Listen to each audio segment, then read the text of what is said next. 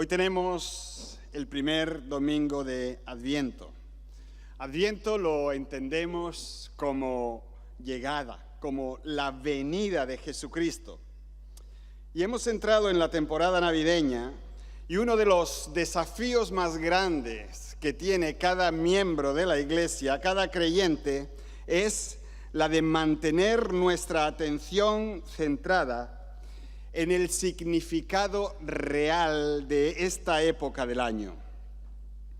Durante este y los próximos 3 domingos que tenemos por delante, vamos a centrarnos en el Adviento.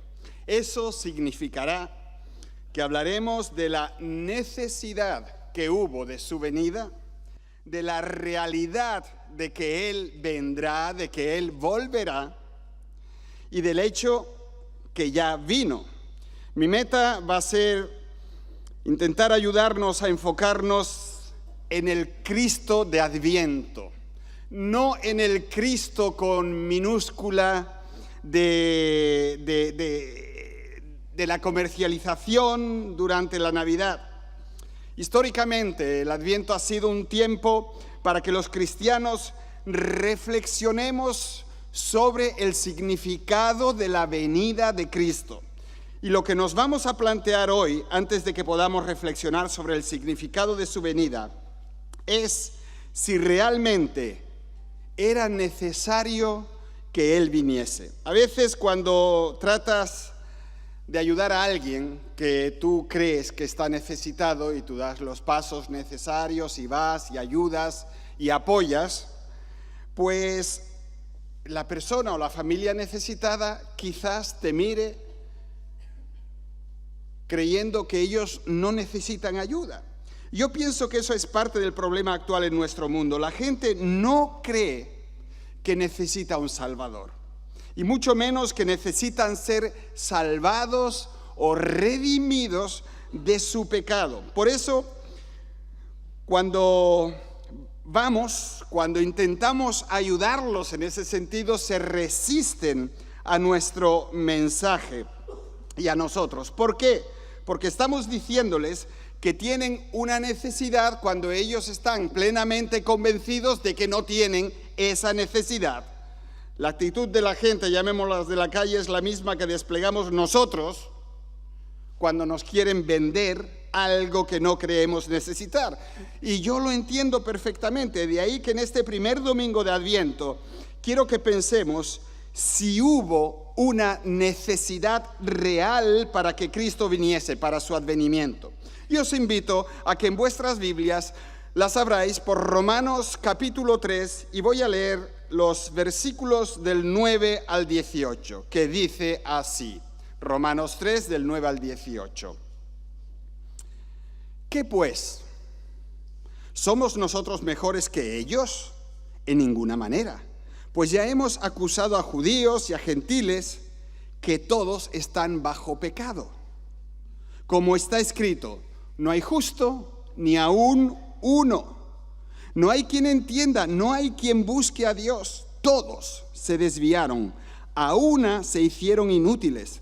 No hay quien haga lo bueno, no hay ni siquiera uno. Sepulcro abierto es su garganta, con su lengua engañan, veneno de áspides hay debajo de sus labios. Su boca está llena de maldición y de amargura, sus pies se apresuran para derramar sangre. Quebranto y desventura hay en sus caminos, y no conocieron camino de paz. No hay temor de Dios delante de sus ojos. La pregunta es, ¿necesario o no? Para intentar responder a esta pregunta me gustaría que fuésemos juntos con nuestros pensamientos al principio de todo. Según nos lo cuenta Génesis 1, a partir del versículo 26, Dios, después de crear la tierra y de crear los hombres y todo lo que nos rodea, miró a su alrededor y dijo que todo aquello que Él había hecho era bueno en gran manera. Dilo conmigo, bueno en gran manera. Todo estaba muy bien, todo era espléndido. Y poco más adelante se describen lo bien que funcionaban las relaciones humanas. Pero ya en Génesis 4, algo fundamental ha cambiado para mal. Hay una diferencia total. Fijaos en el tremendo contraste entre el todo estaba muy bien y lo que se describe en Génesis 6. Dice, al ver el Señor que la maldad del ser humano en la tierra era muy grande y que todos sus pensamientos tendían siempre hacia el mal, se arrepintió de haber hecho al ser humano en la tierra y le dolió el corazón. Algo terrible y drástico había sucedido. El hombre le ha dado lugar al pecado. Es decir, vemos cómo el hombre frente a Dios se rebela, cómo duda de Dios, cómo tiene miedo de Dios, en vez de tener paz con Dios, sentirse seguro y buscar la intimidad con Él. Algo tremendo ha pasado, algo horroroso. Si hubiéramos podido detener la historia al final del capítulo 2, no habría habido necesidad de Adviento, porque Dios ya estaba aquí. Pero el pecado cambia el cuadro para siempre. Los hombres y las mujeres quedamos marcados y somos pecaminosos por naturaleza. Dejadme que os cuente una historia. Un escorpión, y sabéis que los escorpiones son malos nadadores por definición, le pidió a una tortuga que lo llevara a sus espaldas y lo ayudara a cruzar el río. La tortuga desde el agua en una distancia segura le dice, estás loco, cuando voy nadando me vas a picar y me ahogaré, o más bien nos ahogaremos. El escorpión se echó a reír. ¿Sabéis cómo se ríe un escorpión? Yo no, pero bueno, el escorpión se echó a reír, nos cuenta esta fábula y le dijo, ¿ma qué dice? Era italiano. ¿Pero qué dices? ¿Cómo se te ocurre eso? Si yo me subo sobre ti y te pico, nos vamos a ahogar los dos. Tienes razón, dijo la tortuga, anda, sube. El escorpión se encaramó al cascarón, pero a mitad del camino, ¡pah!, pica aquí en el cuello a la tortuga con toda su fuerza. Cuando la tortuga notó el aguijón penetrándola y que todo empezaba a paralizarse y a enfriarse y que se iban a ahogar los dos, le dice al escorpión, ¿dijiste que no hay ninguna lógica en picarme y que muramos los dos? ¿Por qué lo has hecho? A lo que el escorpión le responde, no tiene nada que ver con la lógica, es mi naturaleza. Los hombres y las mujeres somos pecaminosos por naturaleza. Si nosotros nos sentamos y nos ponemos a pensar en el pecado y el efecto que el pecado tiene sobre nosotros cada vez que nosotros decidimos pecar, podríamos ver lo ilógico que es cada vez que nosotros nos decantamos por el pecado. Pero como dijo el escorpión, eso no tiene nada que ver con la lógica, es nuestra naturaleza. Ahora, tú no vas a escuchar de los hombres supuestamente modernos algo así. Al hombre le gusta creer que es básicamente y profundamente bueno. Y por supuesto, los psicólogos, los consejeros y muchos líderes religiosos refuerzan esa creencia de que eres inherentemente bueno y que la luz, no sé cuál, está en ti. Y es que ningún concepto es más importante para los gurús de la psicología moderna que el concepto de la autoestima. Quédate con esa palabra, autoestima. Según el credo de la autoestima, no hay personas malas. Sencillamente hay personas que piensan mal de sí mismas. Durante años, expertos en educación, psicólogos y un creciente número de líderes supuestamente cristianos se han puesto a defender la autoestima como una panacea para todo tipo de miserias humanas. De acuerdo con los defensores de ese pensamiento, que para algunos es doctrina, si las personas se sienten bien consigo mismas, se comportarán mejor. van a tener menos problemas emocionales y lograrán más cosas. Y se nos dice que las personas con una alta autoestima tienen menos probabilidades de cometer delitos o de ser inmorales o de fallar académicamente o de tener problemas en su relación con los demás. Pero queridos, ¿funciona realmente la autoestima? ¿Promueve, por ejemplo, logros superiores? Hay mucha evidencia que no es así. En un estudio se administró una prueba de matemáticas estandarizadas a adolescentes en 6 naciones diferentes. Además de las preguntas de matemáticas, la prueba pidió a los estudiantes que respondieran sí o no a la pregunta: ¿soy bueno en matemáticas? Los estudiantes estadounidenses, es gracioso, obtuvieron las notas más bajas en las preguntas de matemáticas, muy por detrás de los estudiantes coreanos, quienes obtuvieron las mejores calificaciones. Irónicamente, más de las 3/4 partes de los estudiantes coreanos respondieron a esa pregunta de ¿soy bueno en matemáticas? Con no. Es curioso, ¿verdad? En marcado contraste, el 68% de los estudiantes estadounidenses creían que sus habilidades matemáticas estaban bien y fueron los peores. Los coreanos que sacaron la mejor nota se tenían por malos matemáticos. Los norteamericanos que sacaron la peor nota se tenían por buenos matemáticos. Mirad, moralmente nuestra cultura se mueve en ese mismo horizonte. Las evidencias nos sugieren muy claramente que la moral de la sociedad está ahora mismo siendo la más baja de todos los tiempos. Podríamos esperar que la autoestima de las personas también sufra por eso, pero las estadísticas muestran, por ejemplo, que los norteamericanos se sienten mejor con ellos mismos que nunca. Increíblemente, mientras el tejido moral de la sociedad continúa desmoronándose, la autoestima está prosperando. Evidentemente, todo el pensamiento positivo acerca de nosotros mismos parece que no está haciendo nada para elevar la cultura o motivar a la persona a vivir una vida mejor. Veamos lo que dice la Biblia. ¿Respalda la Biblia esa idea de que no hay personas malas, sino solo personas que piensan mal de sí mismas? Podríamos ver muchos textos, pero me gustaría que nos centremos en un solo pasaje que responda claramente a esta pregunta por nosotros. Mira, una de las doctrinas que surgió de la Reforma fue la doctrina de la depravación total del hombre, la pecaminosidad total del hombre.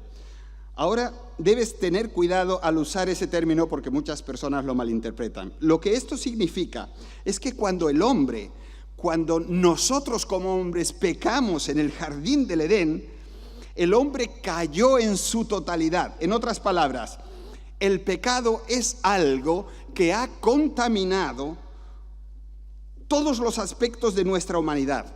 Nuestro corazón está contaminado, nuestra mente, nuestra personalidad, nuestras emociones, nuestra conciencia, nuestros motivos, nuestra voluntad, y por lo tanto somos criaturas incapaces de acercarnos a Dios.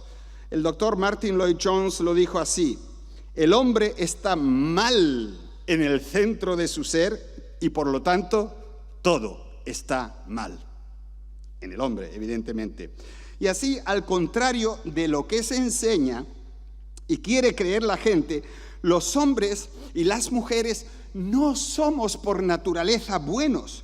Todo lo contrario es cierto. Somos por naturaleza enemigos de Dios, pecadores.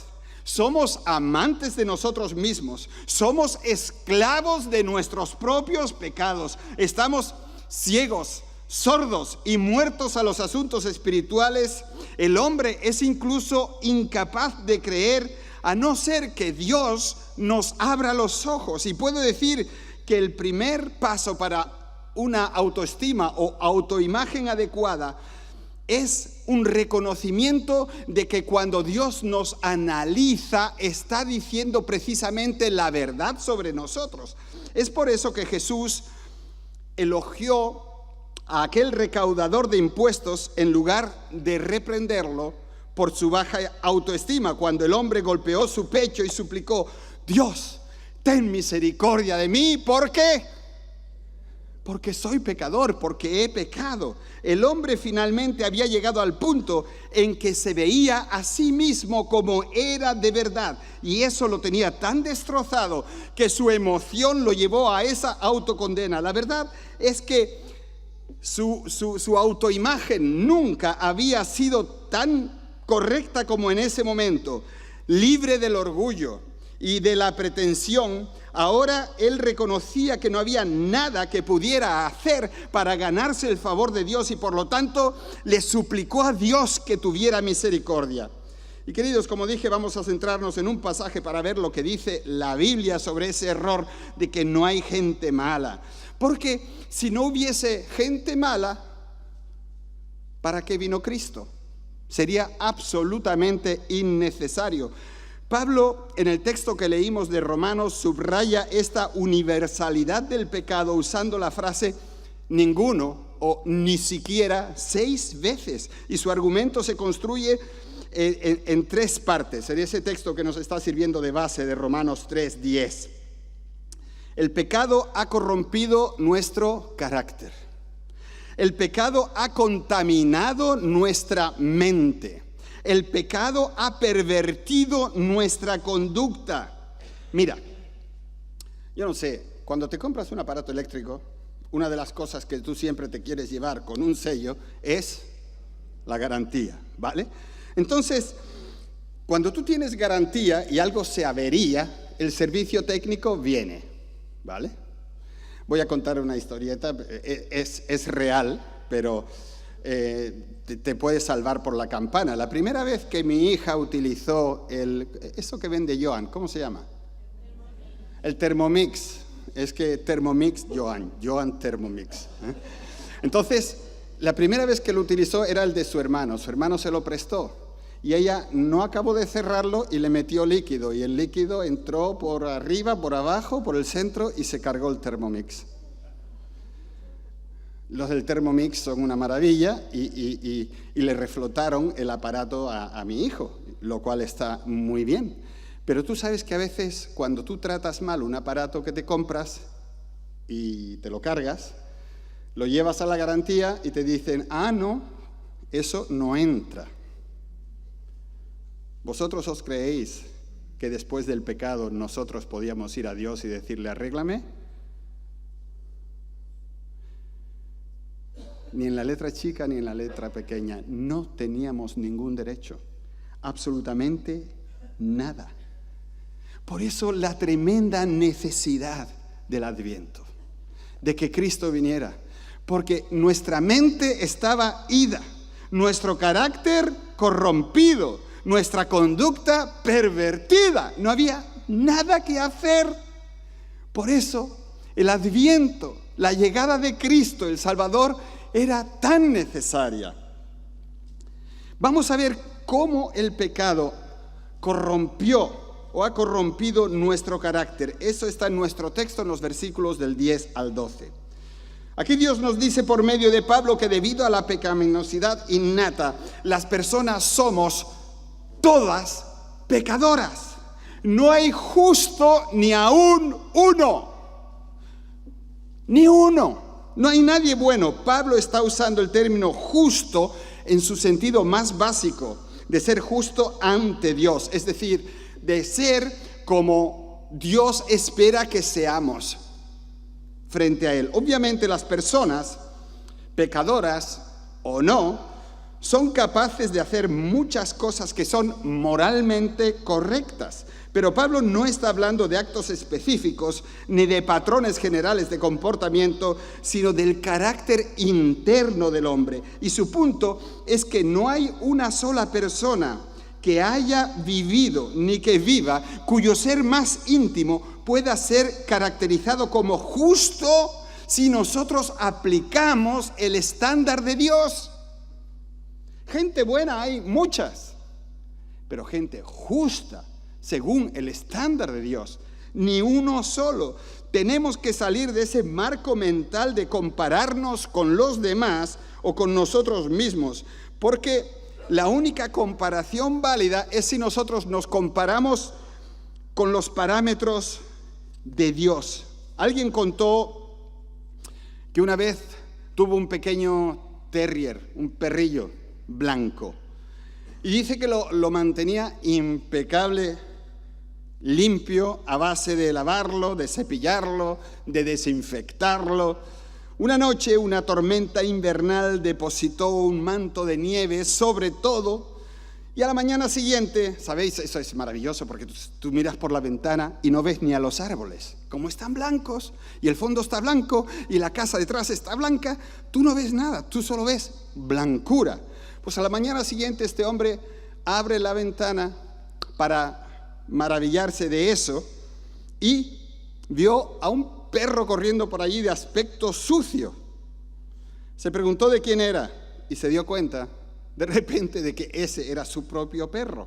Estaba tan limpio como siempre, pero con ese fondo de nieve recién caída, blanca y deslumbrante, el perro parecía sucio.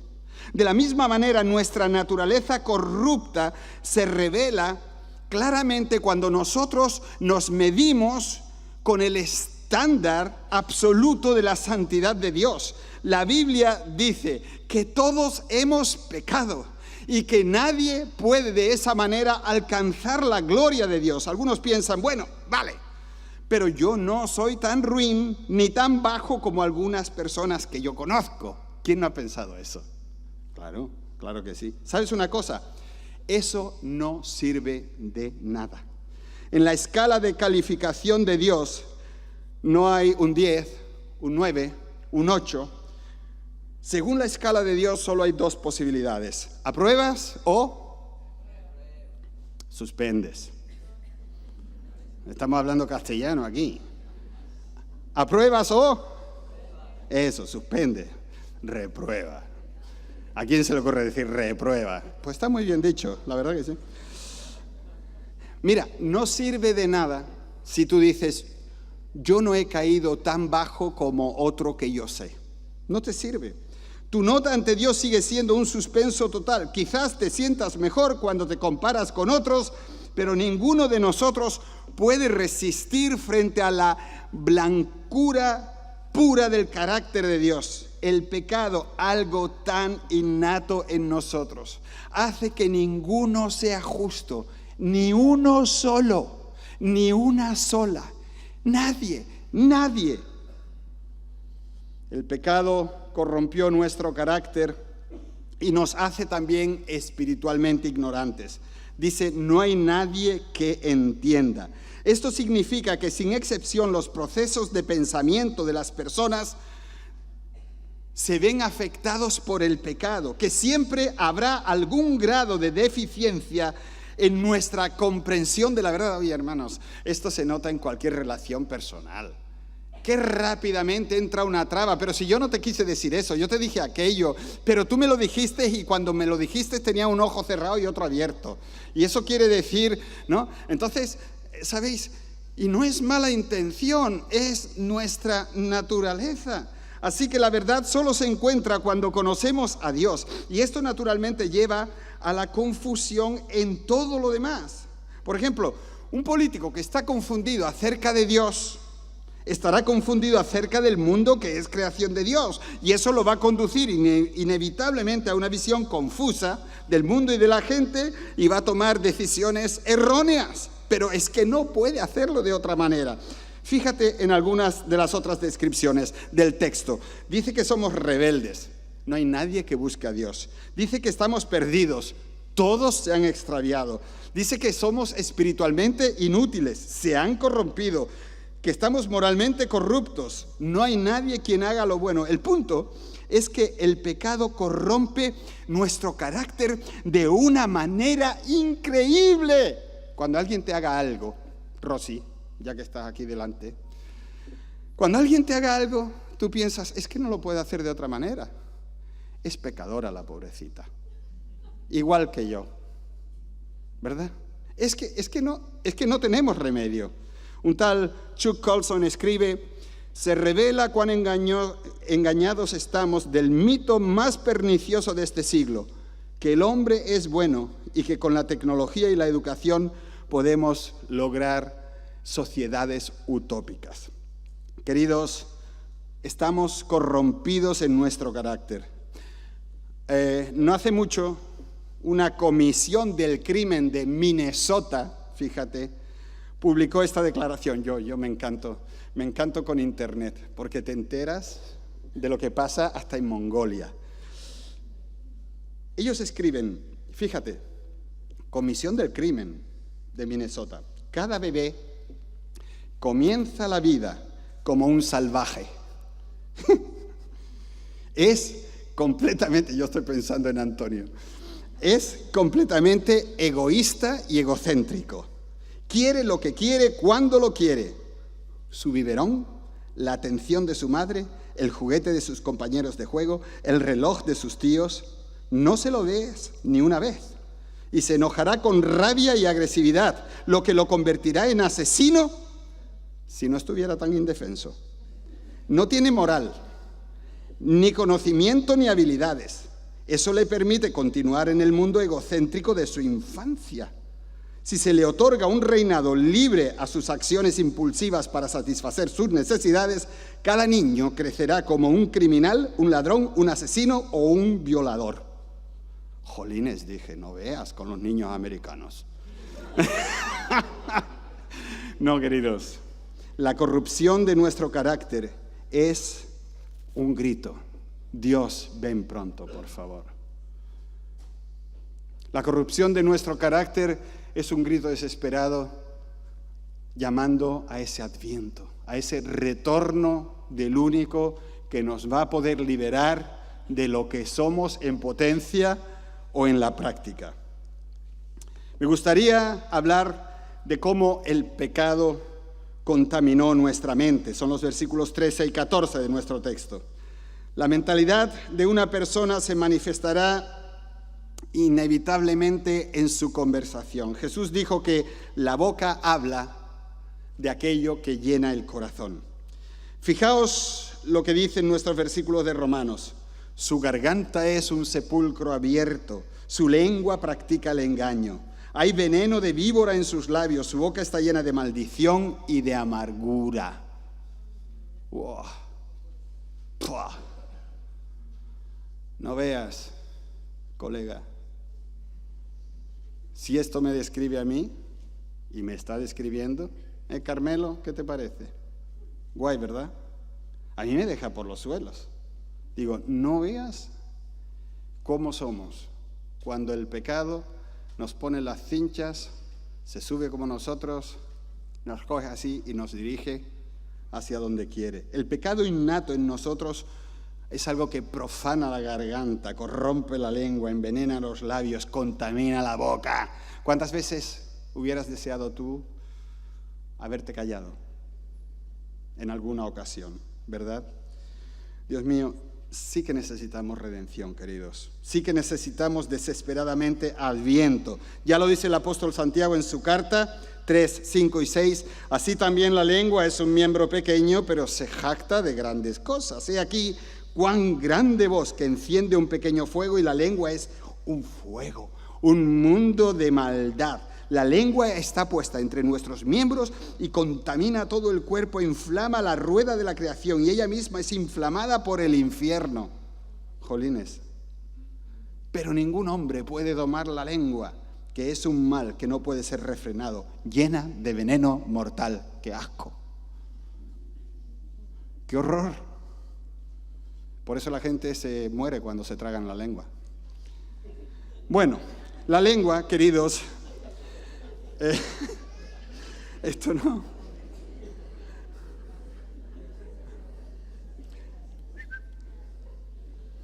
Avánzame esto. La lengua no es más que un reflejo tenue de lo que hay aquí.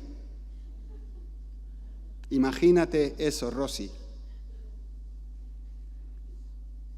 Solo un poquito de todo lo que hay aquí. Por eso me he quedado calvo. A veces se nos escapa algo, se llama Freudscher Versprecher, ¿vale? Ya habéis escuchado que es alemán, ¿no? Se dice de forma más comprensible lapsus linguae. Es decir, cuando tú dices una cosa que no querías decir, pero que te sale, pero estaba ahí. ¿Te ha pasado? Hoy esos lapsus linguae, porque sale lo que realmente estabas pensando, ¿no? Y en vez de decirle a alguien, no me ha pasado justo esto, pero cosas parecidas, en vez de decirle a alguien cuánto te quiero, pues le dices cuánto te... Bueno, ya. Nuestro corazón, queridos, nuestros labios, cuánta redención necesitamos, cuánto de Dios, cuánto Adviento. ¿Qué íbamos a hacer si Dios no viene a solucionar este estado de cosas? Avanzamos, por favor. Vamos a llegar al último punto, cómo el pecado pervirtió o pervierte nuestra conducta. Somos unas criaturas sumamente destructivas. En cierto momento, los pobres americanos hoy me tendrán aquí, ¿no? Se realizó en Estados Unidos una encuesta nacional. El escenario era que el entrevistado podía recibir $10 millones libres de impuestos, pero para recibirlo tenía que elegir una de las opciones enumeradas en el cuestionario. Todas las elecciones eran bastante radicales, pero la pregunta era si elegiría una de esas opciones a cambio de $10 millones libres de impuestos. Y en caso afirmativo, ¿cuál de esas opciones elegiría? El 66% dijo que estarían dispuestos a elegir una de las opciones. Es decir, el 33% dijo quita, pero el 66% dice, ¿qué opciones tengo? ¿Vale? Y aquí está el desglose. El 25%, si tú le das $10 millones, dejaría a su familia. Los abandonarían. Algunos lo hacen incluso sin dinero. El 25% abandonaría la iglesia en la que estaban. Yo me lo pensaría. El 23% se convertiría en prostituta durante una semana por $10 millones libres de impuestos. El 16% renunciaría a su ciudadanía. El 16% dejaría a su cónyuge. Esto es lo más fácil. No, estoy hablando estadísticamente, El 7% cometería asesinato. El 6% cambiaría su raza. El 4% cambiaría su sexo. Y el 3% entregaría a sus hijos en adopción. Algunos lo harían por menos. ¿Sabéis? Estados Unidos, principios del siglo XX, o en medio del siglo XX o XXI, un país supuestamente con muchos cristianos. ¿Sabéis que ha muerto en Estados Unidos el doble de personas asesinadas que en todas las guerras que Estados Unidos ha tenido? Y que no son pocas, ¿verdad?, en los últimos años. Un bebé que ha nacido en la década de 1980 tiene más posibilidades de ser asesinado en Estados Unidos que la que tuvo un soldado en la Guerra Mundial de caer en combate. ¿Lo habéis pillado? Eso hoy, ¿vale? Si la falta de autoestima es el problema del corazón humano, como se nos dice, debe preguntarse por qué la tasa de asesinatos va en aumento en una sociedad donde la autoestima también está por las nubes. Es porque la autoestima y lo que tú pienses de ti no es el problema, no es tampoco la solución para la pecaminosidad humana, porque el problema es que somos pecadores hasta la médula y no tenemos ni la más mínima idea de lo que puede aflorar en nosotros en un momento dado. Está claro que Pablo no pretende transmitir que todas las características del pecado enumeradas en Romanos 3 se dan en cada persona, pero como un tal Godet ha escrito sabiamente, dice: algunos, incluso la mayoría de ellos, de esos pecados, pueden permanecer latentes en muchos hombres, pero todos existen como un germen en el egoísmo y en el orgullo natural del ego. Y la circunstancia más pequeña puede hacer que pasen a la vida activa. Un tal Prager, un judío, escribió: creer que las personas son básicamente buenas después de Auschwitz, con los nazis, y del Gulag, con los soviéticos, y otros horrores de nuestro siglo, es una declaración de fe irracional. Irracional. Romanos 3, avanzamos, por favor, presenta una imagen dolorosa, pero clara y precisa de la raza humana. Hay un periodista, hubo, Mike Wallace, que entrevistó precisamente a un superviviente del campo de concentración de Auschwitz, un testigo clave contra Adolf Eichmann. Eichmann fue el cerebro del Holocausto, ¿vale? Al entrar en la sala del tribunal y este hombre enfrentarse a Eichmann, este testigo empezó a temblar, empezó a llorar de forma incontrolable y se desplomó. Cuando Mike Wallace después el periodista le preguntó por qué se había derrumbado, dice que estaba usted reviviendo los recuerdos, las pesadillas y los dolores. El hombre le respondió: no, me derrumbé porque tenía miedo de mí mismo. Vi que soy exactamente como él, capaz de esto. Y queridos, es difícil impactar a un periodista de estos que ha estado en la guerra y que ha visto el Holocausto. Este hombre miró a este testigo y luego se volvió hacia la cámara y dijo: eso plantea una pregunta. ¿Eichmann era un monstruo, un hombre loco o algo aún más aterrador? ¿Era normal? ¿Era normal? Kofi Annan, que fue secretario de las Naciones Unidas y se acerca mucho más a nuestro tiempo, dijo que se quedaba cada vez más perplejo cuando se encontraba cara a cara con el mal. Al referirse a sus reuniones con el ex líder serbio y criminal de guerra Slobodan Milosevic, dijo: Milosevic se ponía a hablar de los días en que fue banquero aquí en la ciudad de Nueva York. Habla inglés, suena como una persona racional y sociable, y sin embargo es capaz de realizar todo tipo de actos. ¿Cómo lo hace? ¿Cómo se comporta alguien como un ser humano tan normal y de repente se vuelve tan malvado? Sencillamente porque el hombre, tú y yo, somos pecadores por naturaleza y por lo tanto el pecado ha corrompido nuestro carácter, ha contaminado nuestra mente y ha pervertido nuestra conducta. Somos pecadores sin posibilidad de remediarlo por nuestra cuenta propia. De ahí que el Adviento, avanzamos por favor, es más que necesario. Permitidme preguntaros algo a la luz de Romanos.